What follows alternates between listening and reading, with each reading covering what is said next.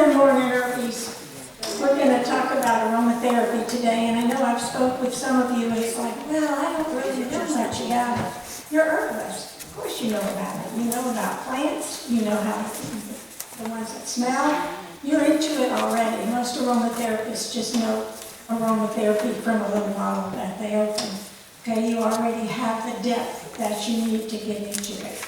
And you can meet it at any level. You can get more and more advanced, but we're going to be real specific, and I'll be around for questions, and you'll always be able to contact me through phone or email at any time, and we'll talk, okay? So, aromatherapy is an ancient art and science, okay? Every advanced civilization worked into having aromatherapy, every single one. And in the dark ages and times of despair, aromatherapy went away until the advance of the civilization again. So we are at a peak when we're interested in aromatherapy again, and it's really much simpler than you think. Just sit back and one time, blink your eyes, one time. That's how fast aromatherapy works. As soon as it hits your nose, which is an extension of your brain, it's the only place your brain comes forward, it goes into your brain and affects all your neurotransmission, and that affects your circulation, your hormones. It's all happening instantly. And because your body's a hologram, what's that mean? When you stub your toe, you feel it all over. So your body feels the response to the aromatherapy. And then we can, make products and do things, use it in different ways. I'm a small distiller. We distill by low heat, which is the way to contain what we call the spiritual process of aromatherapy.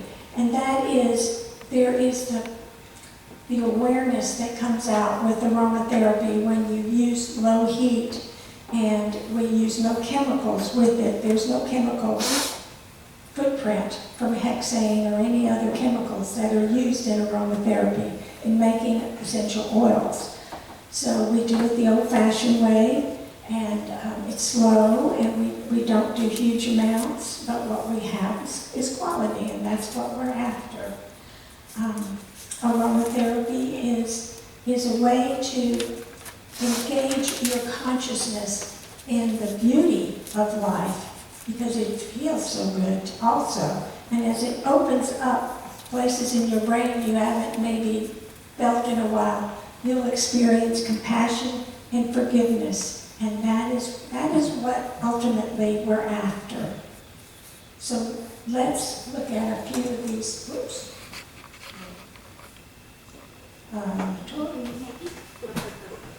There it goes. Okay. I know I can do it.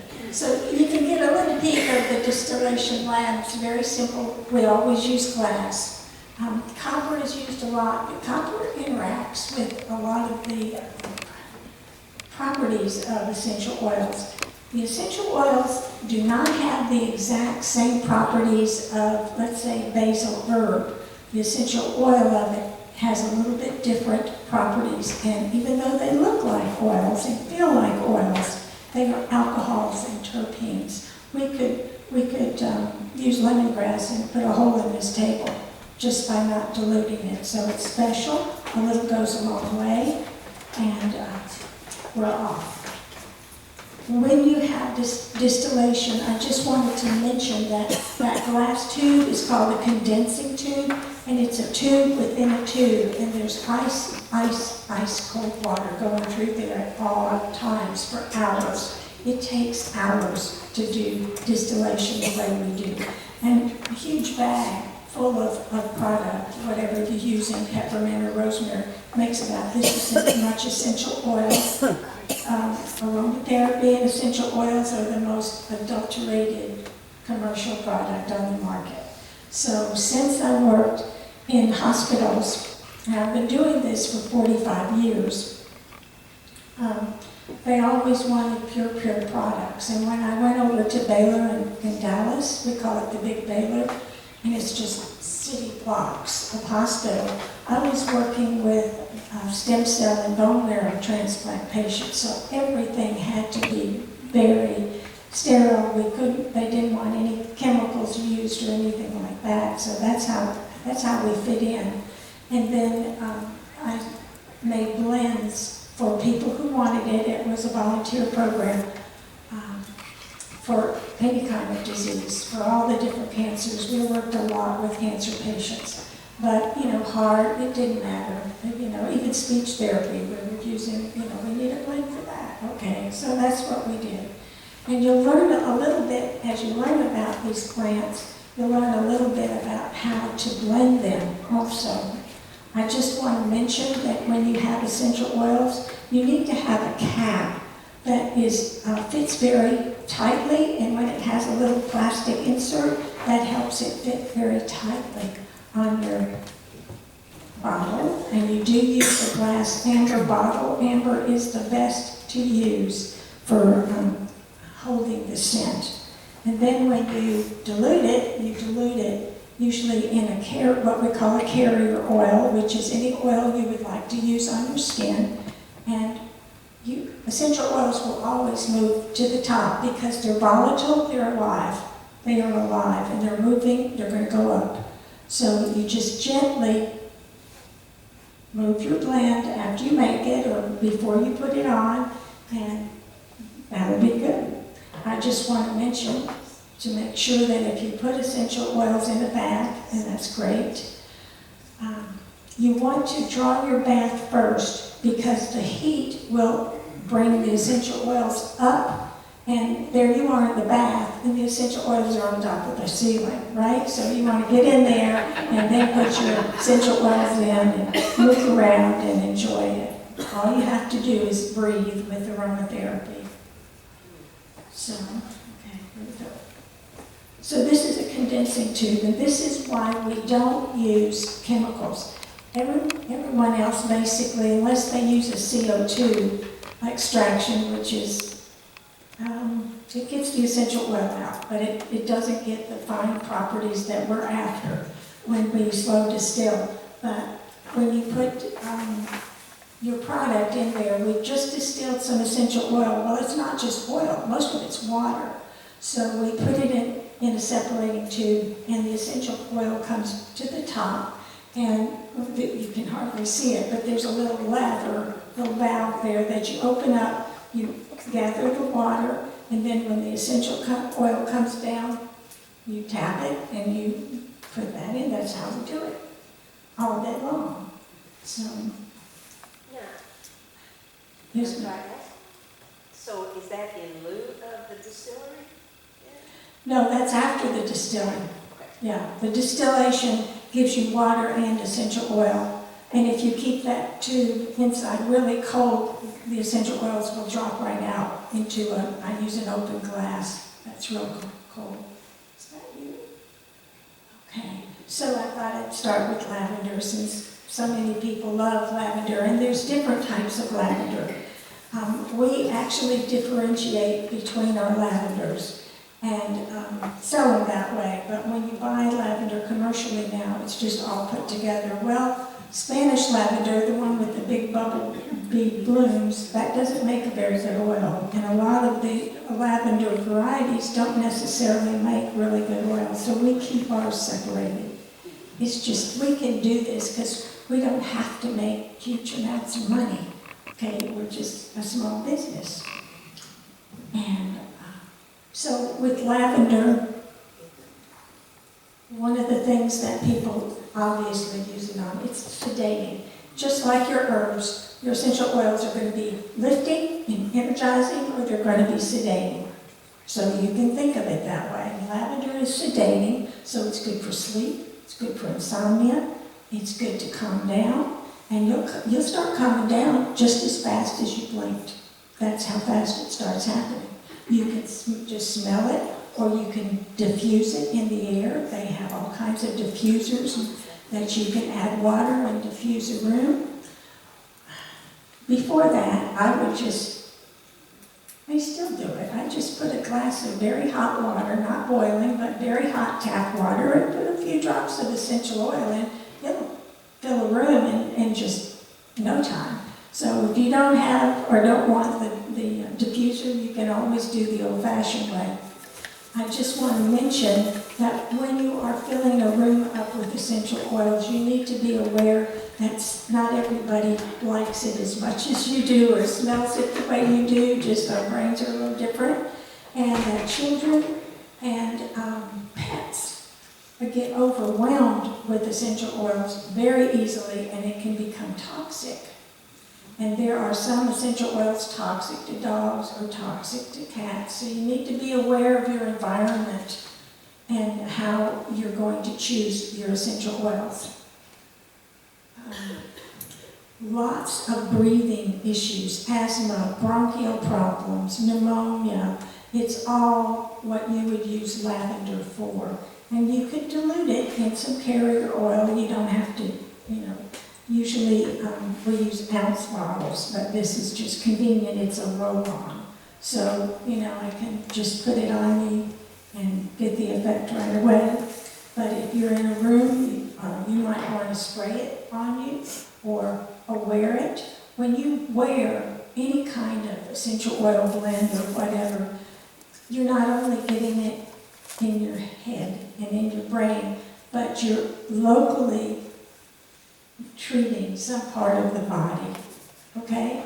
And it's specific to that. So it's very good if you're working with a pain combination that you put it where it hurts if you possibly can. You don't want to use open skin, and you don't want to use anything near the eyes, okay? And it doesn't taste good, so. One time I used the same measuring cup to pour lavender into little bottles for clients. And I washed it in the washing machine, not the washing machine, the dishwasher, and I made muffins for the kids when they were little then. Oh boy, they tasted just like lavender. It's that strong, and I got in trouble with that. When your kids are taller than you, you have to pay attention to when they say things.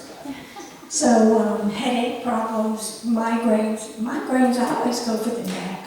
The neck has so much to do with migraines. Or you can just touch right here with some essential oil on your fingers, because don't get in your eyes, but these are very strong points in acupuncture, and it will definitely make a big effect in the head, okay? And I used it in blends for nausea and chemotherapy, and even in pain blends, depending on the person. This is something very personalized. So you're making a blend, you're making it for yourself. If you're making it for somebody else, you find out what smells they like and what they don't like, and what you're working with that person. If they want to sleep, oh, okay, lavender's good, And for pain in the neck and shoulders, that's really good to use lavender for that, because it's real relaxing, and when your shoulders meet your ears, it's just the right essential oil for you. Some people use it with ADHD. Actually, it could help the more ADD part of it, but ADHD we're going to talk about in a minute. It uses a totally different essential oil, but a lot of adults that are ADHD do enjoy lavender for that. Wait just a minute. It brings more excitement when somebody's phone goes off. So, and a lot of adults are ADHD. My driving is ADHD. So any kind of anxiety issues, this would be very good for. And lavender blends with a lot of things. Not everything, but it blends with a lot of your different herbs. I'm just going to mention that there's 4 essential oils that will always blend with everything. And 2 of them are expensive, rose and jasmine. and they blend with each other, but they blend with any other essential oil. And sweet orange and bergamot, and those are both from the orange tree. Whenever you're using citrus essential oils, refrigerate them afterwards. Once they're open, you want to refrigerate them. You don't have to do that with all your essential oils. You have a whole refrigerator full of them, but you should do that with citrus because it'll go flat. Okay? So lemongrass, that's the one I was thinking of. That's the one that turns out to work for ADHD, adults or children. If somebody doesn't like lemongrass smell, then they're not ADHD. If they do, and it calms them, it's actually an exciting essential oil, but it calms these people because they're backwards, okay? You know, the medication is basically speed. That's what they give them to calm them down. Yeah. I didn't give that to one of my twins was ADHD. Just let the teachers deal with it. I wasn't going to give him speed, but he did respond well to the lemongrass. And he drives like me, so that never changed. I'm sorry, that didn't change. Lemongrass produces glutathione in the brain, and that helps to give the body energy. Whether you're relaxed and have energy, or you just are too relaxed and need energy, this is a great herb for that, and it's very available. It's very available. It works really well with the lymphatic system, and your lymphatic system doesn't have a pump like the heart does, so it stagnates. And wherever there are lots of lymphatic organs, your gut is almost all lymphatic, of course, around the breast and different places in the groin. Those are all places that get cancer first. So circulation would help. People say, what can I do to prevent some of these diseases? Well, circulation would help that. And lemongrass is excellent for that. It helps to move the energy, and of course exercise does too, but I don't think talking counts. You have to actually move the body. And lemongrass is excellent for that, and it's an excellent addition to some of your hair care products. And again, a little goes a long way. Don't use it directly on your hair. Put it in your shampoo or something like that. Just a few drops will work.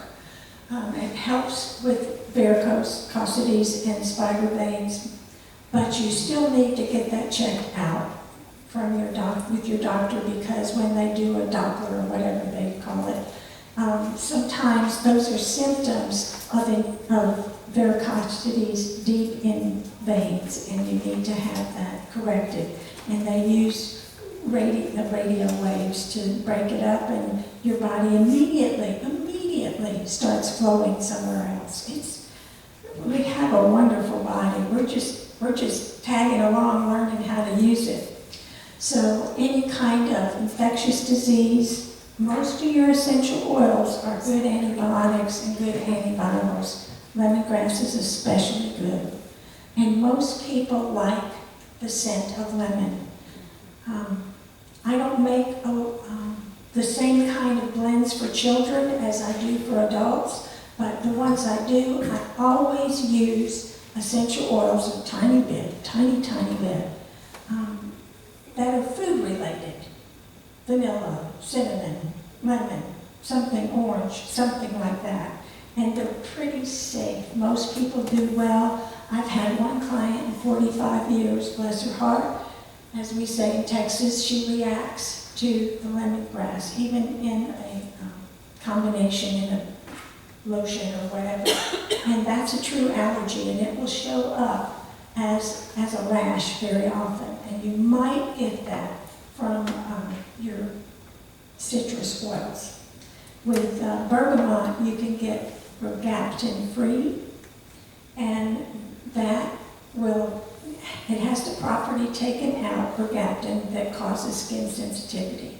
So, and that's why it's one of the ones that works really well with other essential oils. It's pretty safe. Marigold, where'd I go? How did I do that? Marigold Mint, and I've seen them sell it in that. And most people, I'm the only one in the world for at least 20 to 25 years that makes essential oil from Marigold Mint. And it is excellent. It's in the Tagetes family. So it's excellent for the skin. Can you see me? Okay. And we use it for precancerous growth, moles, different things like that. Again, keep it away from the eyes or broken skin, but it's very good for that. It's good for cellulite because, it may be something else that causes cellulite, but once you have it, the best way to work with it is to get it to move. And Marigold Mint is very stimulating. And it's, pardon me? Like a gallon? Yeah, we make a lot of it. But that's why we dilute, see? Then you get a big bottle of lotion or carrier oil and you put it on, and especially after you bathe.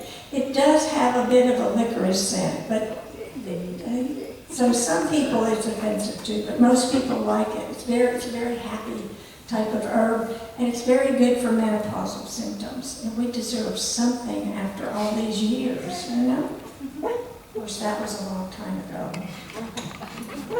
I turned 75 just last month. Since I've been here, I turned 75. And I specifically told my kids who were now in their 50s, don't call me Mom in public. They had gray hair, I'm hiding mine. So, our dignity is in, anyway. Rosemary is one of the most favorite herbs and also essential oils. And I was talking to one of the girls before we got in, and she's using rosemary on her hair, for her hair, and it's helping, and she loves the smell. Perfect. Don't use an essential oil that you don't like the smell because it's good for something, because you know how nature is. It gives us an abundance of choices. We can find something else. These are just a few essential oils. You'll find lots of information on our website at Aroma Health Texas, and then we do YouTubes every week, and we do a lot of blends. Somebody was asking to learn more about blends and things like that, and then we do seasons of just garden shots and some of the herbs and roses and different plants we grow and how we use them, because in all these years I figured out that different plants are good for different emotions, and whether they're real fragrant or not. And it's a way to help people help themselves. It's not a treatment. And the FDA made me take everything off my website practically, But go sit down. Because it can't sound like it's treating or that it does anything. It's like, why would I put it up there if it didn't do anything? I don't know. But YouTube, it's like, pretty much anything goes, we're cautious, but, we can give out a lot more information. And I write books, and there's blogs on the website and such. It's a good way to introduce yourself and to learn more about aromatherapy. At some point it'll be licensed, I'm sure. What was your website again, please? Aroma Health Texas. Thank you. So rosemary's still, the essential oil as well as the herb is good for memory. And I've used this with Alzheimer patients, and at least for a short time, they're clear. They may not be clear the whole day, but yeah, it helps a lot. And they're comfortable. They're comfortable. And that has a lot to do with healing. I mean, how can you feel good and not, it's got to be deep. It's got to be a deep feeling and not just, okay, I'm ready to take the kids to soccer. No, that's not comfortable, okay? You're working hard. So we can use these essential oils to help us relax. Rosemary works so well for depression, depressive thoughts. I'm not saying it's a choice instead of an antidepressant. That's, you do what you need to do. for that person. But the good thing about essential oils is normally you can use them with medications. There are some that can cause increased bleeding if you're like on a medication that thins your blood. Most anything you do or eat, you need to be careful about. And then you would be careful with several of the essential oils. And that would include like lemongrass and some of the real stimulating ones. Rosemary is another of the herbs like lemongrass that helps with lymph drainage. So I put them together in a lotion called Lymph Flow, and we would use it for lymphedema in the hospital with cancer patients, whether it was from the groin or the breast, and it would help to keep all that fluid going because so many nodes have been removed in surgery. It's also good for hair growth. Hey, my mother always said, it really doesn't matter if you don't feel good as long as you look good. So look in the mirror first and get a big grin on your face, and then, put the things, the colors, the scent that makes you feel good. It's good for combination skin, and it's one of the essential oils that's usually real safe for skin, hair. It's all good.